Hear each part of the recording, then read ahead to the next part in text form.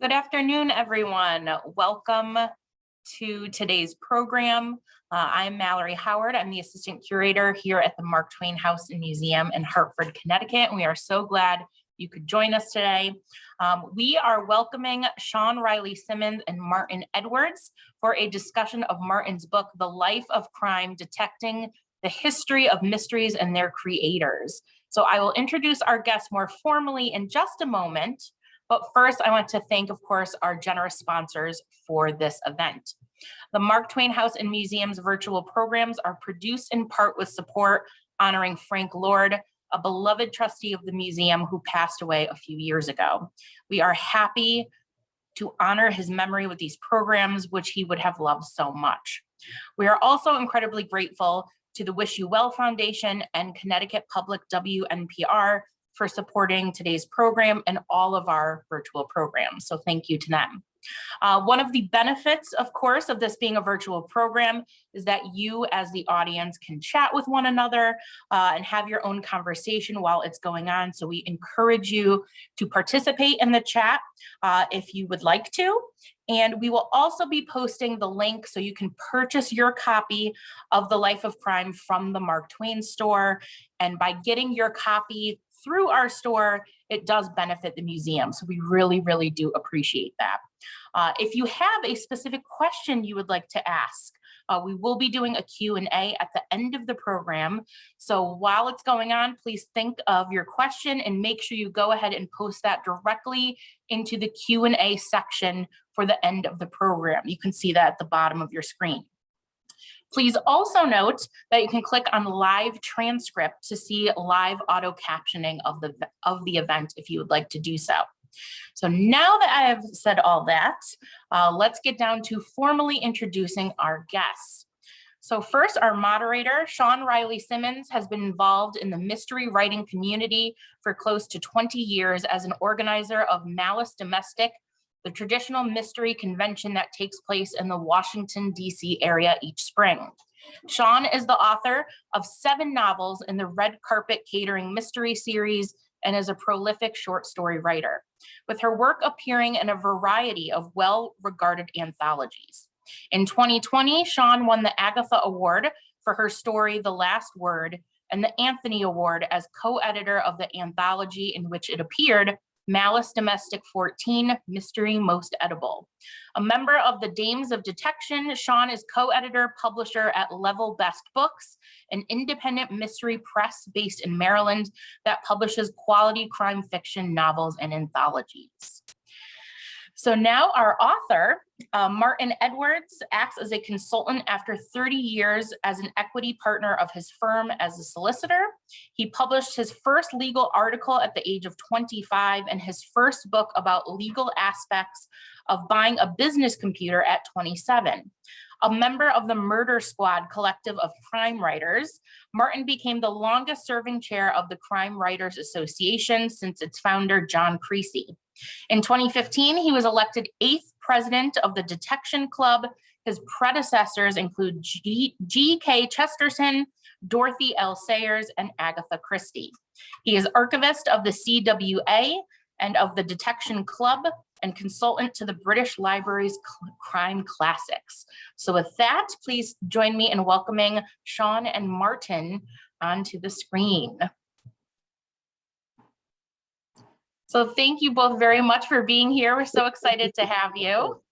Hello, so before we jump into the conversation, I was hoping, Martin, if you could start off by telling us just a bit about your book in general, and then if you want to head off into the Q&A or into your conversation, and I'll see you guys a little later for the Q&A.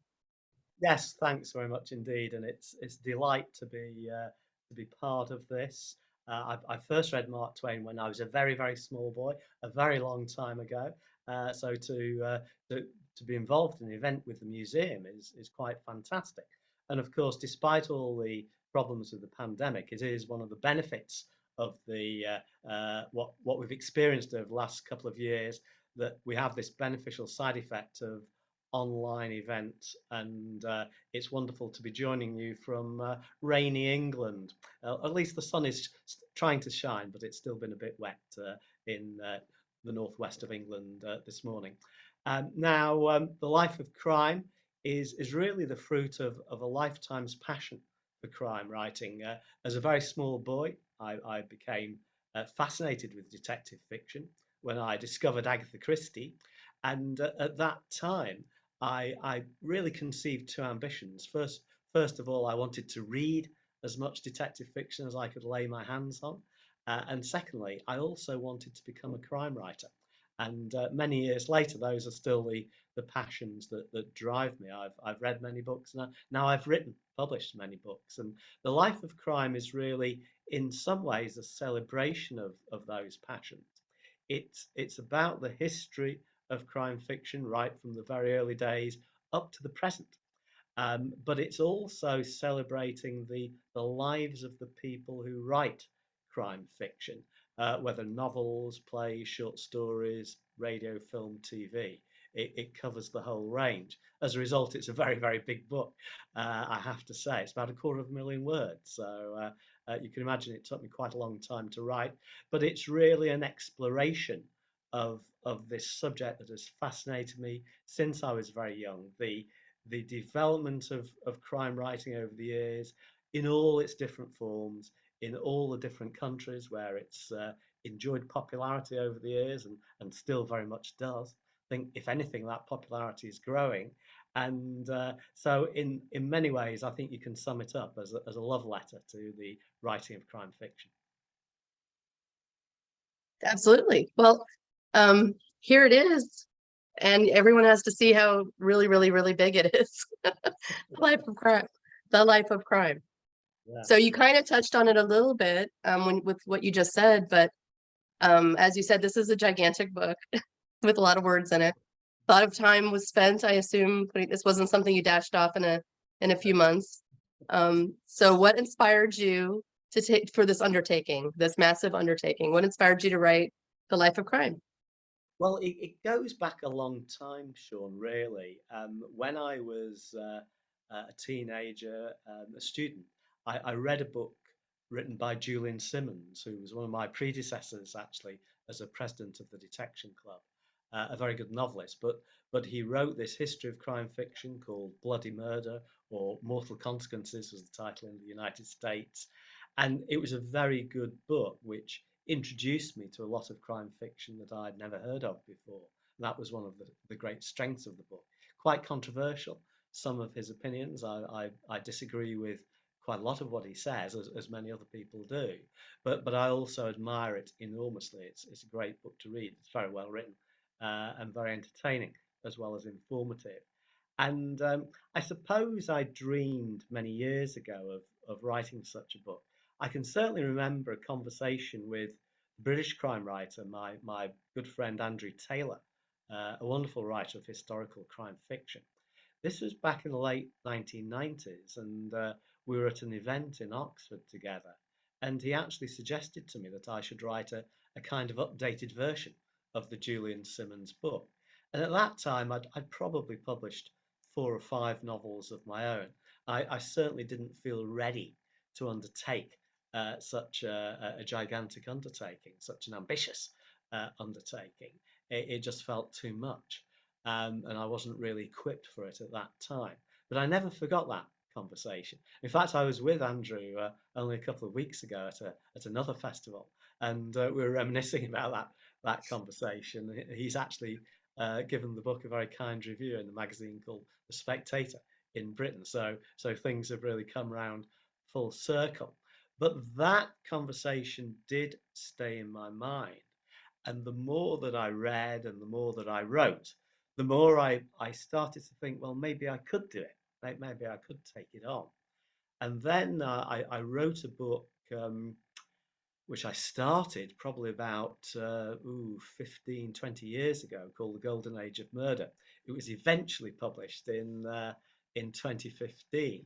And that book was a history of crime fiction just of a very short period of time. The Golden Age, and in particular the 1930s in Britain, between the two world wars, the period when the Detection Club came into being, and when writers like Agatha Christie and Dorothy L. Sayers, Anthony Berkeley were flourishing. And that book was something that took me 10 years to write. It was a labor of love. I didn't really think it would do very much. But to my great surprise, it proved enormously successful, both in this country, in Britain, and also in the States and elsewhere. And that really encouraged me enormously. It was very motivating, both as a writer and as someone interested in the heritage of crime fiction, as I am. And so that experience prompted me to talk to the publishers, HarperCollins, and I came up with the idea of a full-length history of the genre. I have to say that the synopsis that I pitched was for a book of about 150,000 words, so the final version was a lot bigger than the original concept. But I did have the idea of tackling the subject through the lens of the individual lives of some of the interesting writers who have shaped the genre over the past 200 and odd years. That was the idea, that each chapter would begin with some vignette, if you like, from the life of one particular crime writer. So it would be an individual life of crime. And that would lead on, in many cases, to a thematic discussion of a particular subject, whether it was a historical development or whether it was something like the locked room mystery, something of that nature.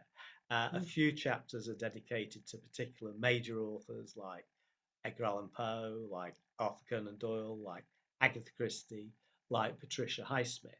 But one way or another, every chapter begins with the life of a crime writer, some significant incident or experience within that person's life that helped to influence their writing in some way.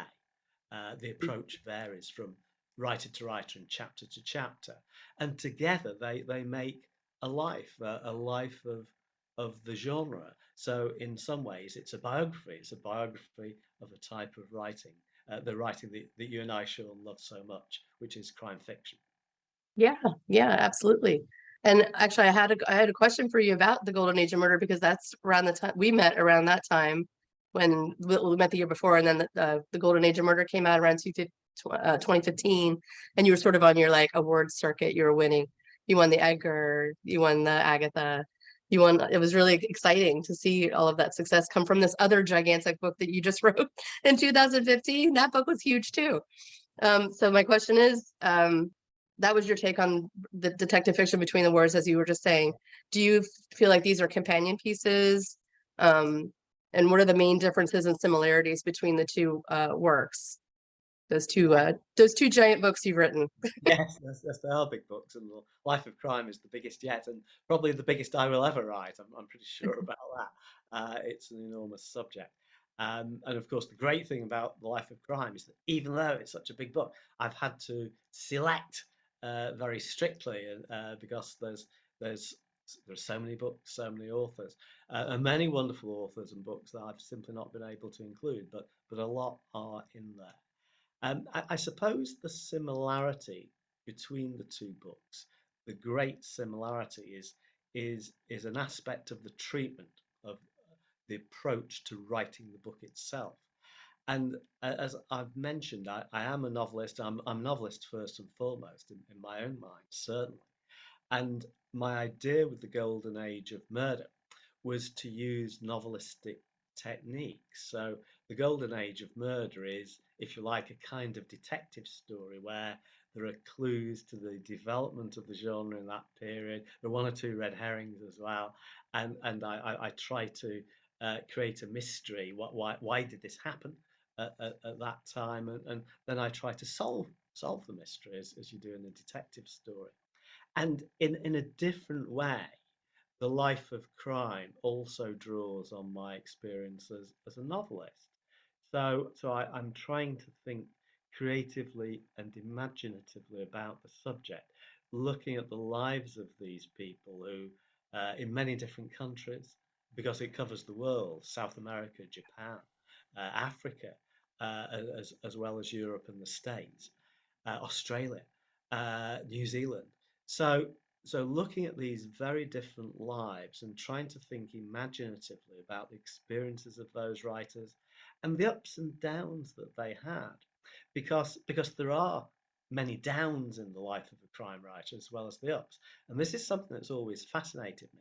It fascinated me as a young reader when I wondered why somebody would write a couple of books and then just disappear, blip off the radar screen forever. I didn't understand it. Having achieved that success, why wouldn't you go on and on and on? So there's that. And then when I started to become a published writer, I got to meet crime writers. Eventually, I became, as Mallory said, the chair of the Crime Writers Association.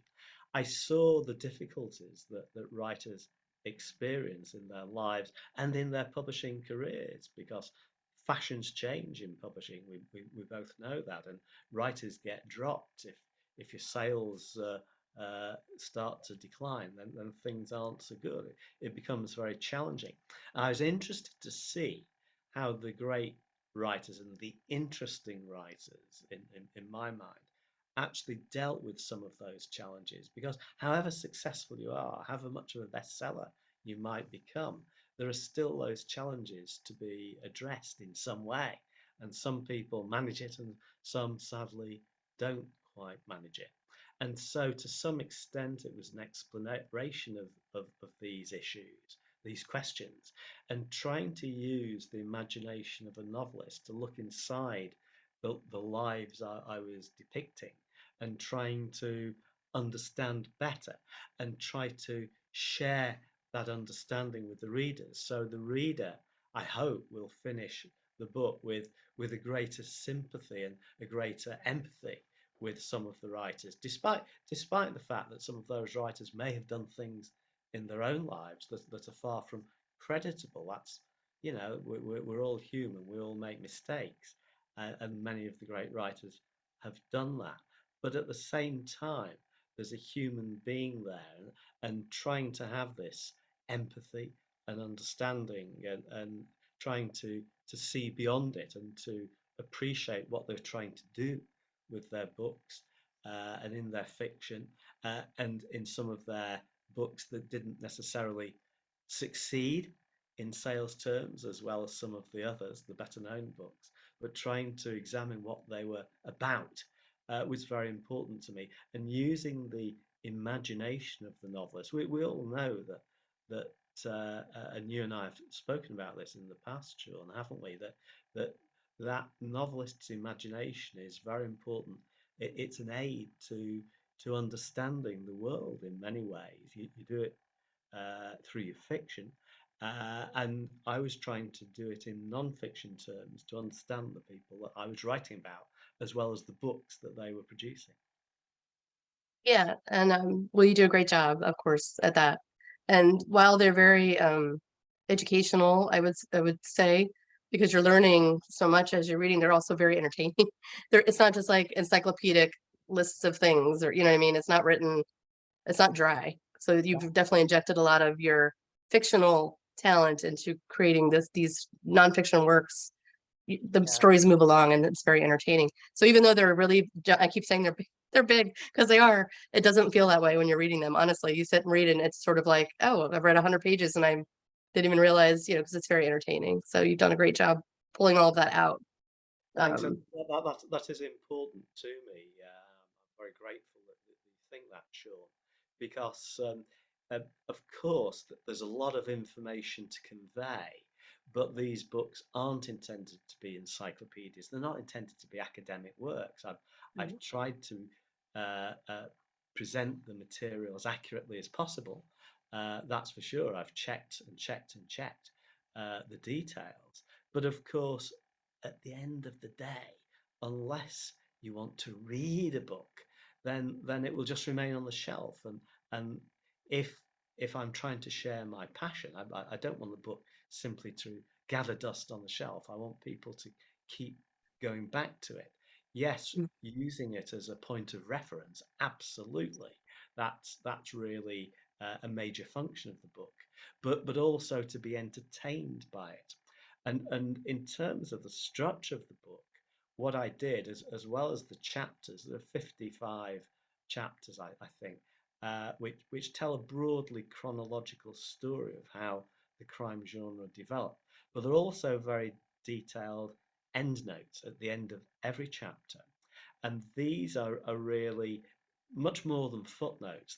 Some of them tell little stories in themselves. They're digressions. Mm. They deal with the stuff that you couldn't easily incorporate in the main narrative. So they lead you off in fresh down fresh paths, but hopefully not down false trails, but really towards a wider understanding of some of the more obscure stories and plays and films and radio programs that there have been over the years, so that if you're interested in a particular subgenre of crime writing, you can find something about it, and there are clues in the endnotes that will enable you to discover even more. That's the concept of the endnotes, and the endnotes were very important to me, and not putting the material in dry little footnotes, but expanding so that some readers can dwell on the endnotes if they want to, or read the main text and then go back to the endnotes if that's what they prefer. So I did think quite a lot about how different people would read the book, and I was pretty sure, and experience today bears this out, that different people would read it in different ways. So, as far as possible, I was trying to cater to those different tastes in reading, from the people who want to go from page one to the end, to those who want to dip in, to those who want to read the main text and then go back to the end notes, those who want to focus on the end notes and look at the indexes, and there are lots of indexes that help you find your way around the material. So that structure was really important. And of course, again, as you and I know, this reflects fiction, because structure is very important when you come to write a crime story. And there's a lot of discussion in the book about different structural approaches to telling a crime story through the medium of a novel or a play or whatever else, and the Mm. different techniques that people have adopted. So, for instance, the parallels between a Victorian English writer like Wilkie Collins and a great modern writer of domestic drama like Gillian Flynn with books like Sharp Objects and Gone Girl. Yeah, yeah. Well, the amount of reading you've had to have done to get to where you are in your lifetime today, I can't even fathom the amount of books you must have read. And how many books have you read today? Just kidding. Probably. So we've established that you know a whole ton about our genre. What do you think is the enduring quality of crime fiction? Why? Because your book, this newest book, The Life of Crime, tracks the development of crime fiction from the 18th century on. What is the enduring attraction of crime fiction? Why do we keep going back to it? Why has it always been a thing, and why do we keep going?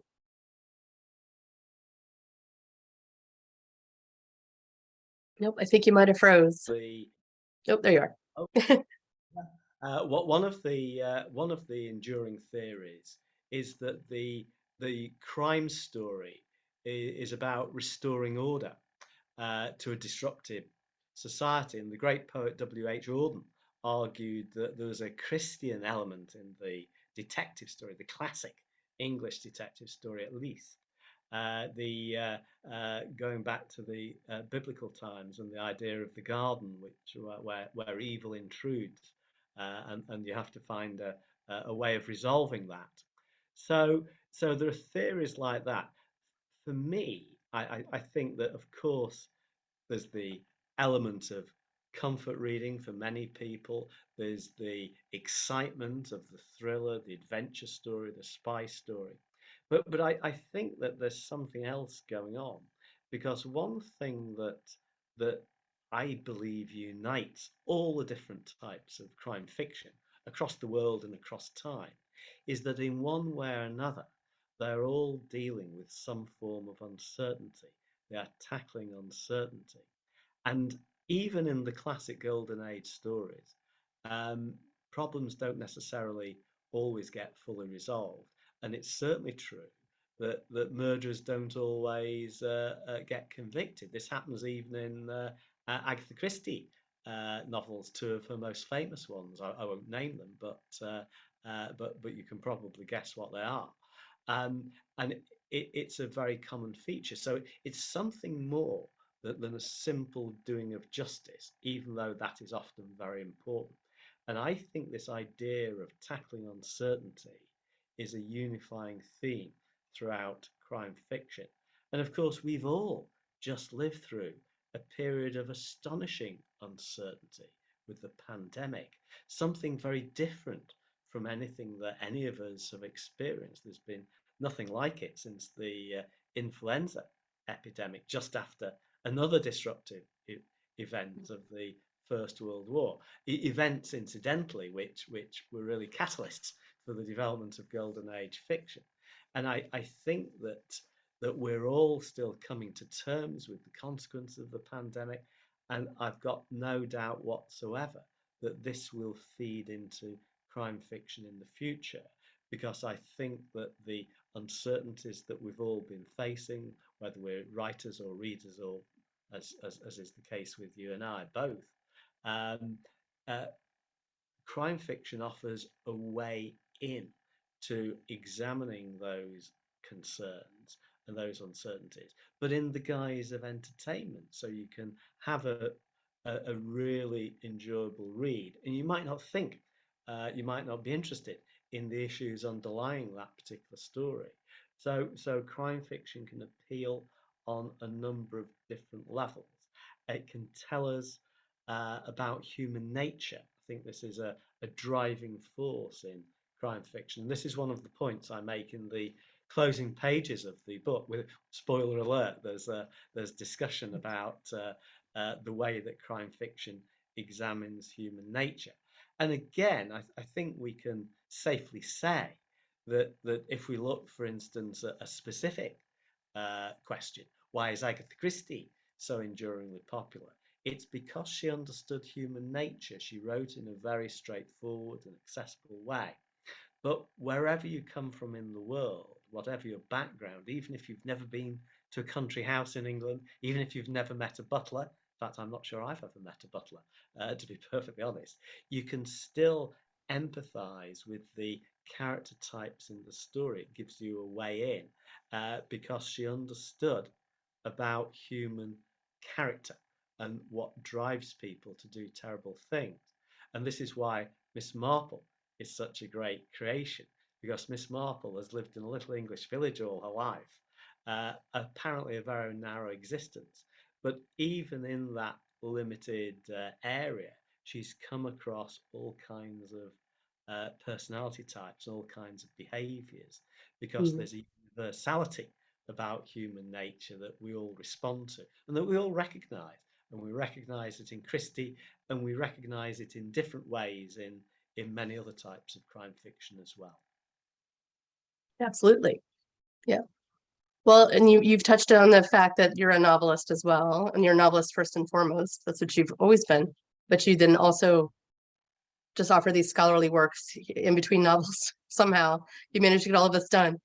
So in addition to writing award-winning nonfiction books about genre of crime fiction, you are an accomplished novelist yourself. At present, you write two series, one set in the 1930s, most recently Mort Main Hall. Awesome book, by the way. You can tell I'm a big fan, right? I love all of your books. And the other in the Lake District, the new book, The Girl They All Forgot, has just been published in the States, a different title in the UK. How has your study of the genre informed your fiction writing? Yes, interesting question. I think it's a two-way process, really.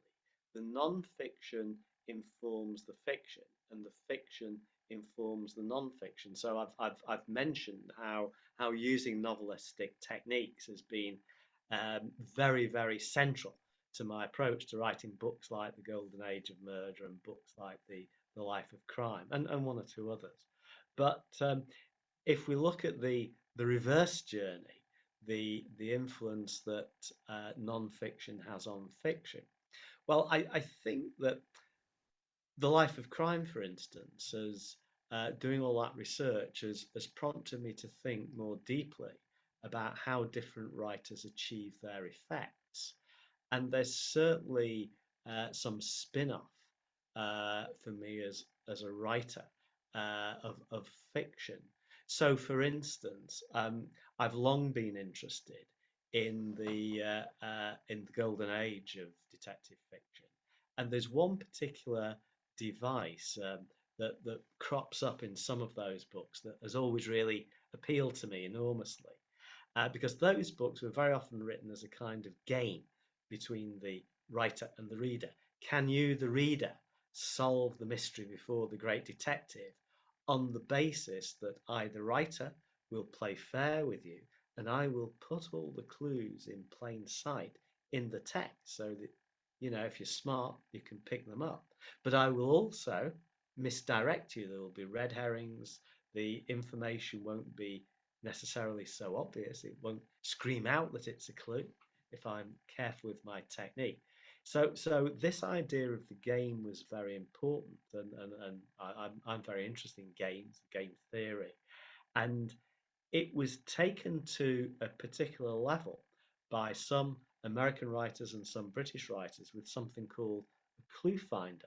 So at the end of the book, the clues would be set out and there would be page numbers, so you could flip back and see what you'd missed if you had missed it, and check that the writer had played fair with you.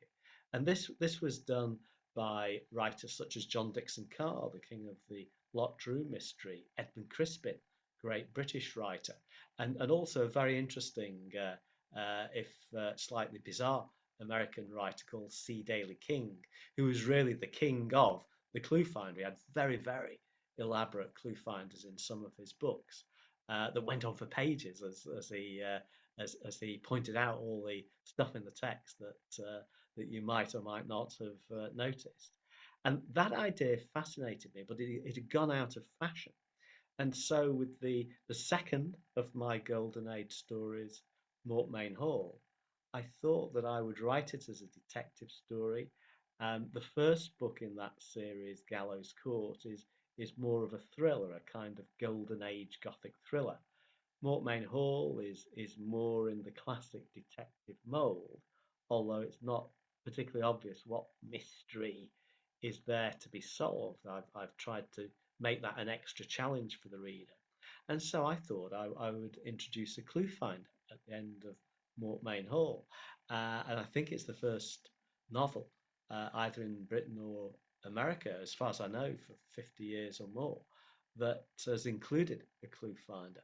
The last one I know of was actually written by Kingsley Amis, of all people, the great British novelist who wrote a detective novel called The Riverside Villas Murder in the early 70s, think about 1971, something like that. But there are only 3 clues, I think, from memory. So he didn't really make a very big effort at it. But that was the last example I could find. So I wanted to do a book that had a clue finder that was more elaborate and more in the style of the Golden Age book. So Mortmain Hall has 34 clues set out in the clue finder. And I was really blown away by the reaction to that, both from critics and of course readers. So that has encouraged me. And the next book, Blackstone Fell, which is due to be published in Britain shortly and in the States next year, possibly under a slightly different title. I think they're thinking of The Puzzle of Blackstone Lodge as the American title.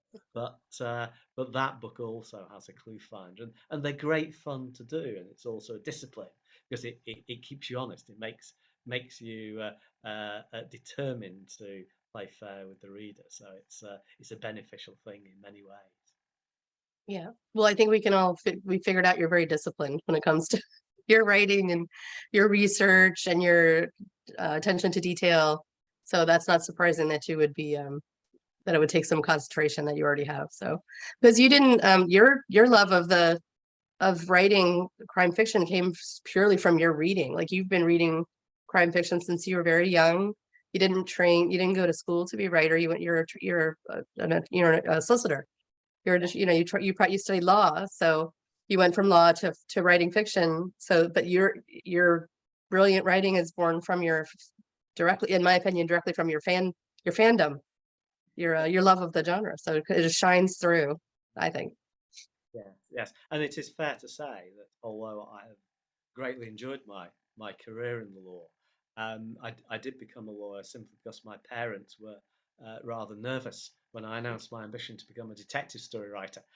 So they gave me very good advice: get a day job, and that is what I did. But I wanted to be a crime writer from a very young age, and I wrote my first detective stories. The ones I have, I was 10 years old. They're a kind of mashup of Sherlock Holmes and Agatha Christie.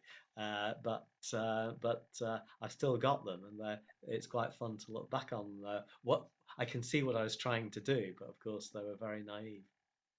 Yeah. Yeah. I think I wrote a story when I was 8 about a dinosaur, discovering a dinosaur egg or something. So yeah, we have that in common. You're a little further ahead of me.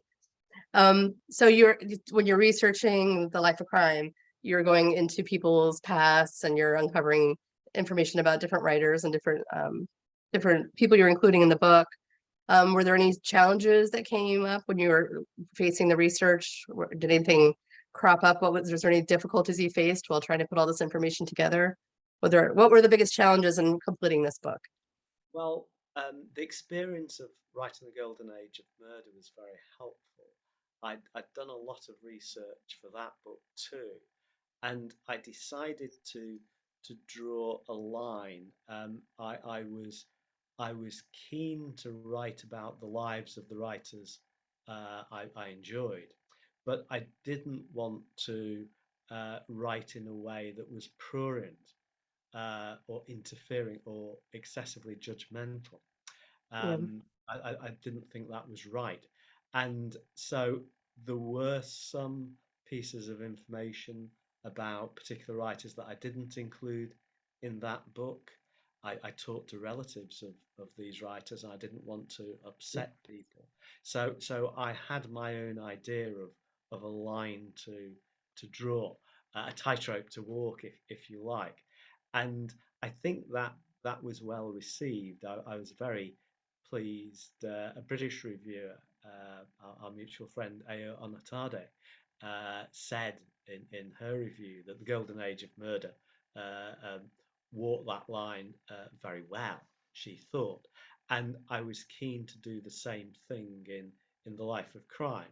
So, although there is a lot of information that will be unfamiliar, I think, to the overwhelming majority of readers, I haven't included uh, embarrassing material that I think would embarrass individuals who are still alive, and I haven't included information that isn't to be found somewhere in the public domain.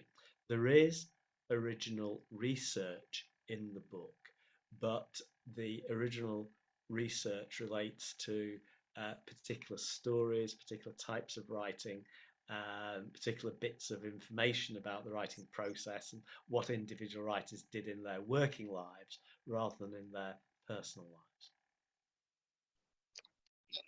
What was the most interesting or inspiring thing that you've uncovered during your research? What was the most fascinating thing you can share with us that is in the book that we can look forward to reading about? Well, there were many things. I'll mention something in the book in a moment. But there's one thing I'd like to mention, which isn't in the book, which because this is kindly being hosted by the Mark Twain Museum, which I'm so pleased about. I'll mention something that there wasn't space for in the book. And as I said earlier, there's quite a lot of stuff that I just couldn't find a place for. And one thing that interested me is that there was somebody called Dorothy Quick who was very closely associated with Mark Twain. She met him when she was a child, and she remained very much an advocate of his work for the rest of her life. And she actually met a British writer who spent some time in Canada and the States, a man called Ernest Punchen, a very prolific writer who became the secretary of the Detection Club. And Dorothy actually wrote a detective novel herself. And I've seen a copy that she dedicated to Punchen. So there's a strange connection there, which fascinated me, between Dorothy Quick and the former secretary of the Detection Club, a very personal connection. they were friends, and he encouraged her writing, which again is part of the interesting thing, the collegiate nature of the crime writing community. So that isn't in the book, but it's an example of the unexpected connections that I find absolutely fascinating. And to take just one, I'll take a couple of examples involving Ian Fleming, the creator of James Bond. It was Fleming who, so the story goes, gave the idea to Roald Dahl for his very, very famous, brilliant short story, Lamb to the Slaughter.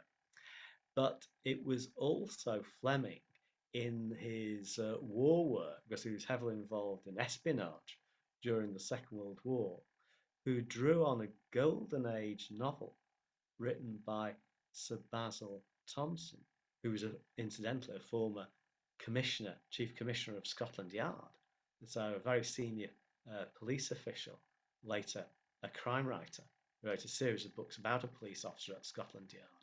And this book, The Milliner's Hat Mystery, contained an idea about concealing the identity of a dead body that Fleming used as part of the uh, uh, idea, the project that became Operation Mincemeat, now the subject of a best-selling book and a new film. So it's these extraordinary, unexpected connections that I find very fascinating, and there are tons of them, and there are hundreds of them discussed in the book. For example, Dashiell Hammett reviewing Lord Peter Wimsey, of all things, and expressing his views about Lord Peter, it must be said. Things that you wouldn't expect. Dylan Thomas, the great Welsh poet, reviewing crime fiction. Arthur Ransom, the children's writer, very famous children's writer, particularly in Britain, reviewing crime fiction and enjoying it. So all these unexpected things, every time I came across these little nuggets, I would make a note and file it somewhere on my computer.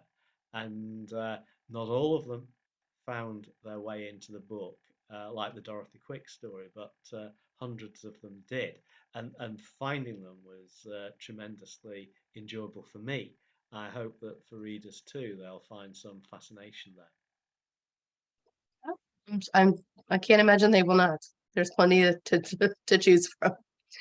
So imagine sitting down 20 years from now and you're working on the updated edition of The Life of Crime. Let's just pretend. Who are some crime fiction writers working today you feel might make it onto the pages, or some future or enduring trends you feel would be included? Yes, well, that's a very good question. One of the things about Julian Simmons' book is that he had a chapter at the end called Into the Crystal Ball, where he looked into the future. And in later editions, he admitted that most of his predictions had been wrong. So I did not have a similar chapter in my book, because I learned from his experience, I have to say. But the book does include, although it's not intended to be a survey of the contemporary scene as alone. I see contemporary writing as part of a continuum. Um, I've mentioned many modern crime writers, present day crime writers, and many recent books. Uh, as recent as Janice Hallett, The Appeal, which has been a huge bestseller in Britain and I think the States. And one of the things that interests me about that book is that it draws on books by Dorothy L. Sayers and Anthony Berkeley, both written in 1930, published then, and Janice Hallett's excellent modern, very enjoyable story uses two devices that were around 90 years ago, and this is an example of that continuum. So amongst the writers that I've talked about, and I hesitate to name too many names because I don't want to offend the friends of mine I don't mention.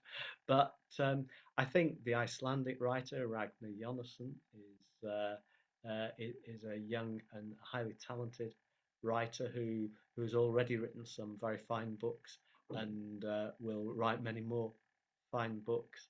I think that there are contemporary writers such as Abba Mukherjee in this country, Sean Cosby in the States, but many others as well.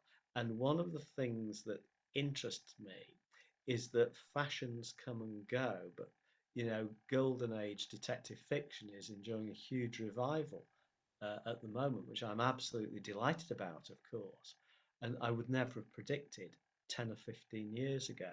So it's very hard to know quite how the wheel of fashion is going to turn. We only know that it will turn and that things will change, but guessing how it will work out in practice is not easy.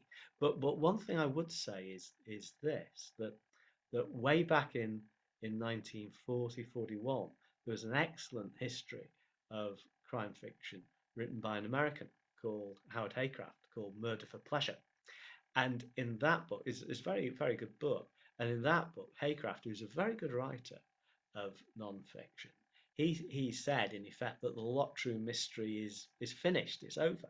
And that was a view that persisted in many quarters for the next 50 or 60 or even 70 years. But now the locked room mystery is enjoying a huge revival. It's hugely popular in Japan, popular in France, but also in the States and in Britain. It's coming back in quite a significant way. New stories are being written. Blackstone Fell includes the next year's book includes a locked room mystery. So it's very unwise, I think, to be definitive about one's pronouncement. And I've made no secret of my opinions in The Life of Crime. But one thing I've been very anxious to do was not to let those opinions get in the way too much of telling the story, because that's what I'm doing. I'm a storyteller, and this is a story about the evolution of crime fiction. So I'm presenting these ideas, these opinions, these books, these authors, and then saying, there you are, read them and make up your own mind. That seems to me to be the right thing to do, and I hope that's what readers will do.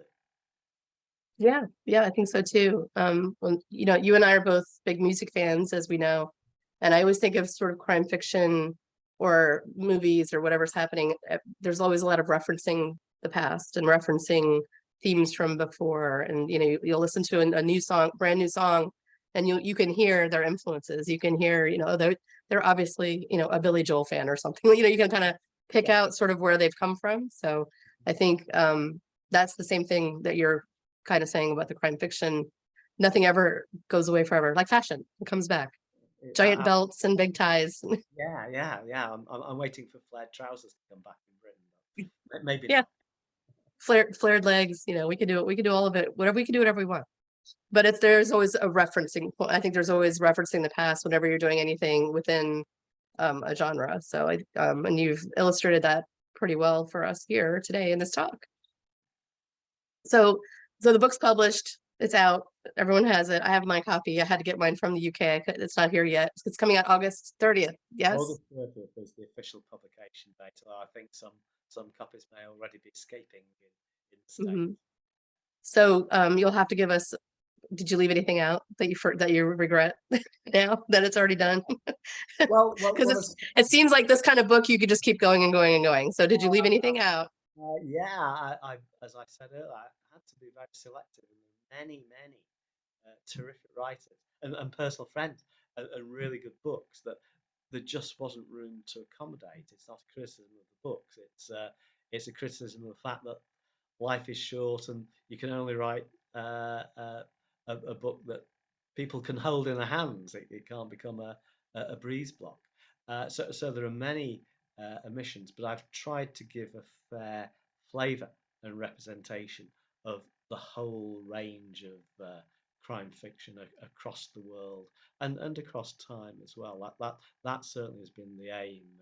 Whether I've achieved it entirely, again, it's a matter for the readers to judge. You got it. You did it. You're good.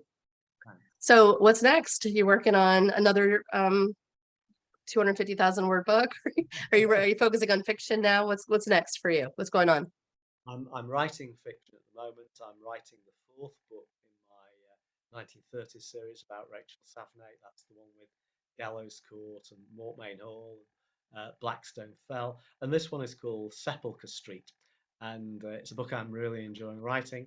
I can only really write books that I enjoy.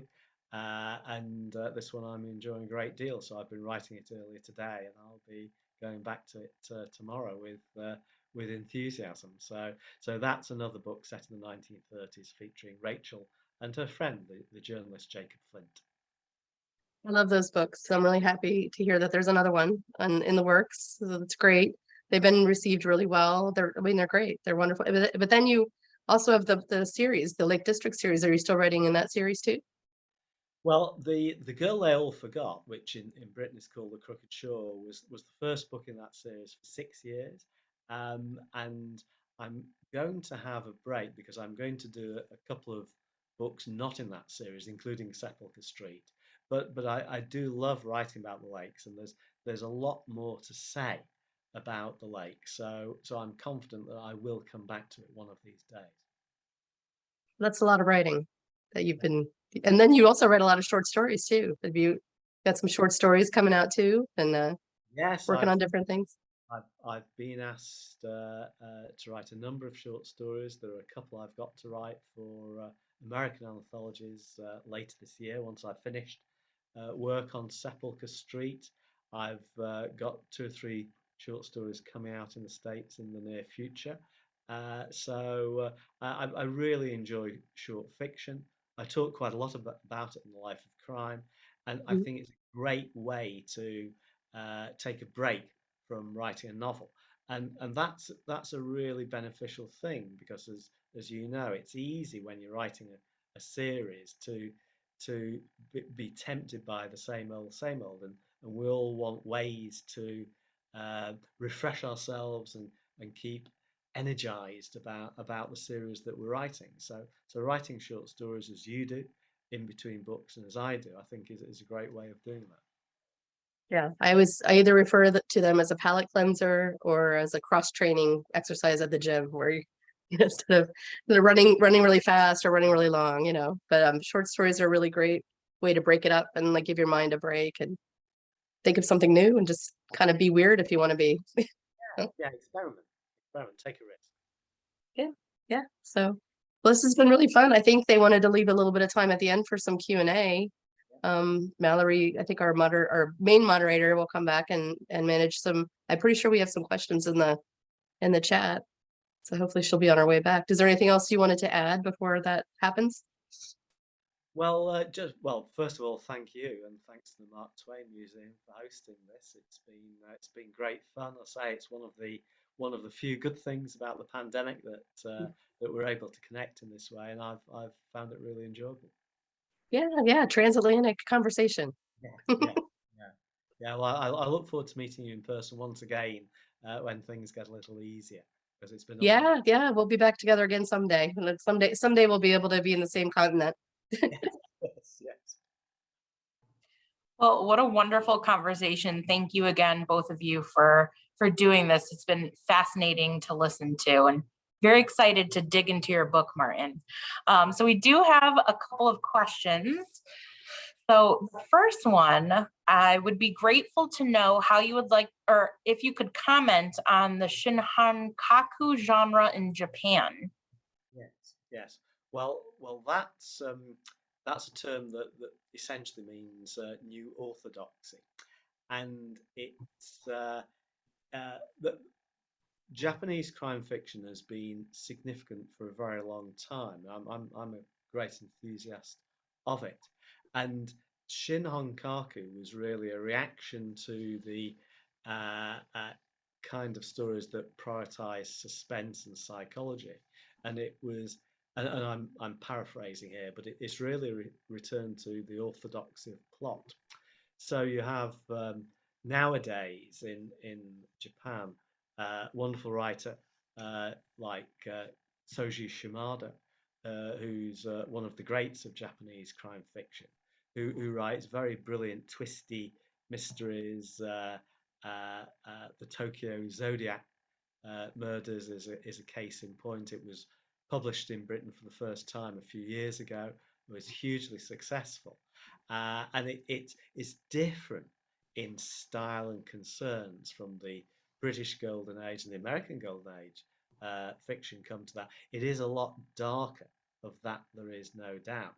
But Soji Shimada is very strong on plot. I had the pleasure before the pandemic of meeting him and spending time with him in Shanghai of all places, and discussing our mutual enthusiasm for classic detective fiction. And the Shin Honkaku movement has yielded quite a number of very interesting books indeed. Just to name one or two writers, there's a writer called Alice Arsugawa who writes very clever, ingenious mysteries, to some extent influenced by Ellery Queen, the classic American Golden Age writer, amongst others. And Alice Arasugawa has also written a very beautifully produced book about Lockroom mysteries. So this enthusiasm for the classic traditions of puzzle is really, for me, in my understanding, a key feature of Shin Honkaku. And again, my understanding is that in Japan itself, it's going from strength to strength.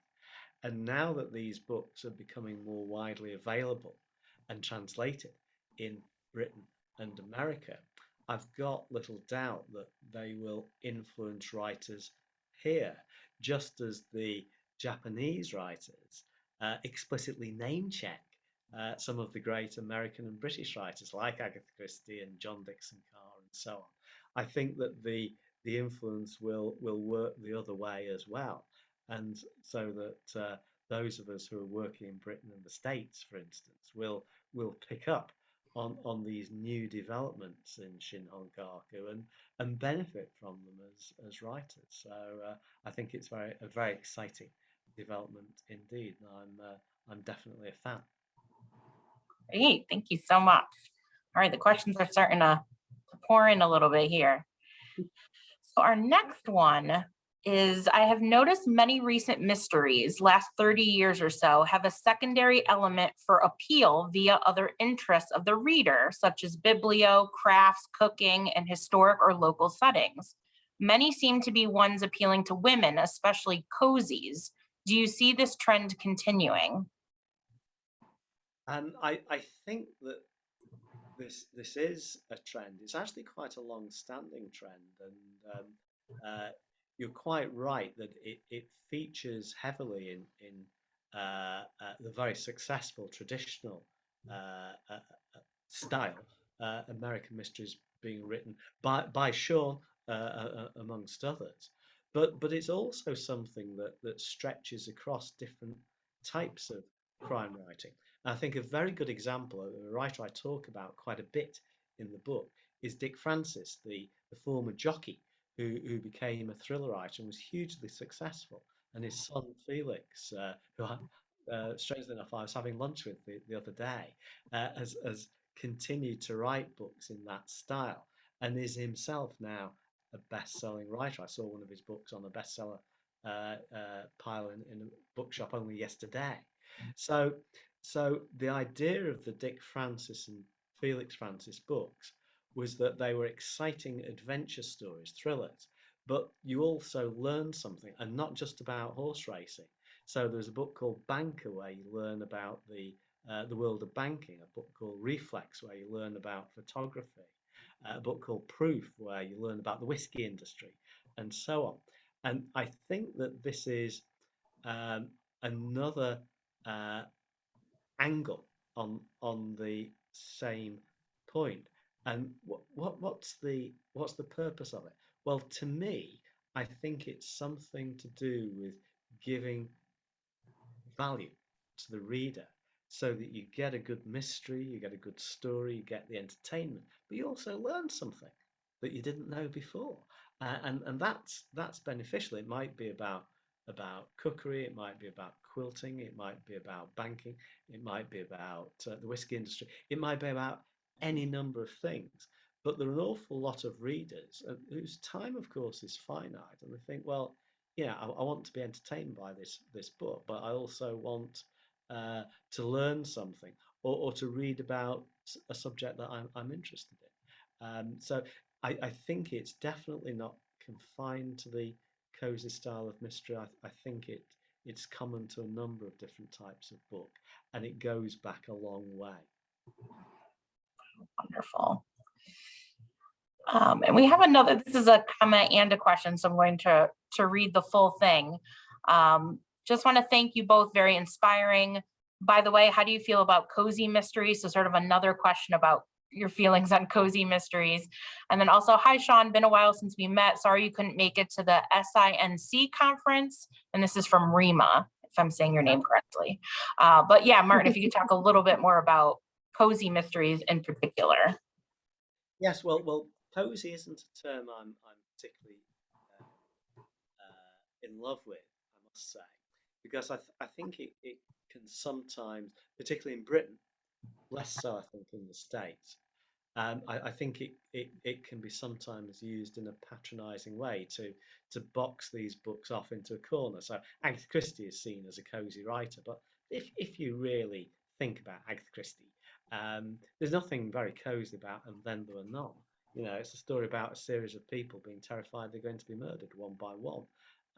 There are dark forces at work in books like Towards Zero. Five Little Pigs has an incredibly chilling ending. So so I think that cozy is a term that if one isn't careful can be used to diminish the quality of very good books. Books that are entertaining, but books that also have a lot about them.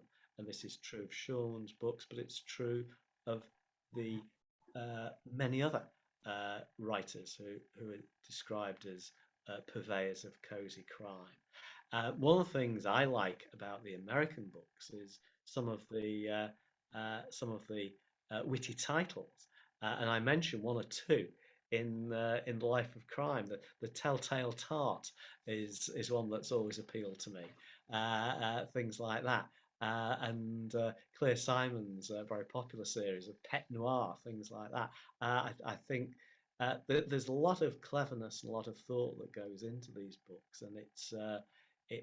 I'm not sure that cozy is the ideal word to describe them. So for me, traditional mystery, in other words, with a focus on story, is a more accurate rendering, a more accurate term.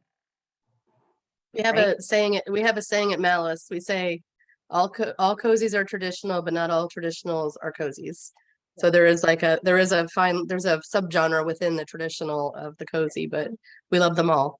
But they're not always the same kind of experience reading. So. Exactly so, and this is true of crime writing as a whole. There are many different types, and I've been described as a cozy writer. I don't really think of myself as a cozy writer. Traditional in some respects, yes.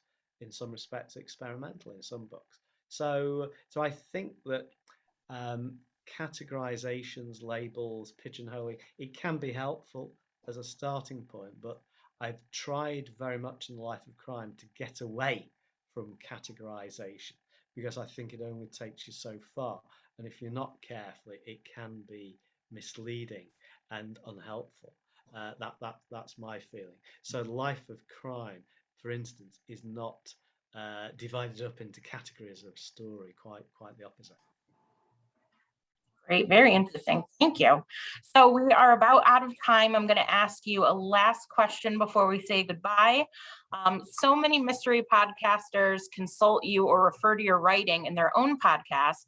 Is there a podcast in you? Do you have any motivation to create your own podcast? Well, that's. I mean, I know Shawn has got a very good podcast. That's for certain. I think for me, no, I'm happy being a guest. I have to say. I think that there are many different things that one can do to promote one's work and one's thoughts about crime writing, where everything from writing blog, which I do. I have a blog called Do You Write Under Your Own Name, which has been going since 2007. I enjoy that, with 3 new posts every week. And then there are things like Book Talk, which I'm still trying to get my head around. And then there's Twitter and Facebook and everything else.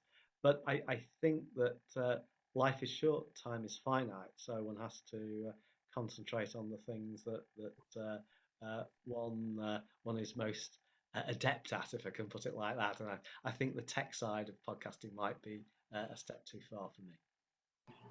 All right. Well, thank you very much. So I just want to wrap up by saying, once again, thank you both so much for joining us to talk about your book, Martin. Very excited for you and it coming out. I know a few people in the audience have asked if they could rewatch this from the beginning. If you came in late, you can. If you check in the chat, there is a link to the Mark Twain House, our YouTube page, and this will be posted there so you can rewatch it. If you want to watch it all again, or if you did come in a little late, you will be able to do that. And then finally, there is a link in the chat to go ahead and purchase Martin's book through the Mark Twain House and Museum bookstore. We really appreciate anyone who chooses to buy the book through us. And please tune in to www.marktwainhouse.org for all of our upcoming events. Once again, thank you both so much for joining us. And I hope everyone enjoys the rest of your day or evening, depending on where you are tuning in from. So thank you again, and hope to see you all again soon. Thank you very much, Mallory. Thank you, Shawn. And thanks, everyone, for tuning in. Really enjoyed it. Thank you. Thank you so much. It was wonderful. Thanks for having us. Bye.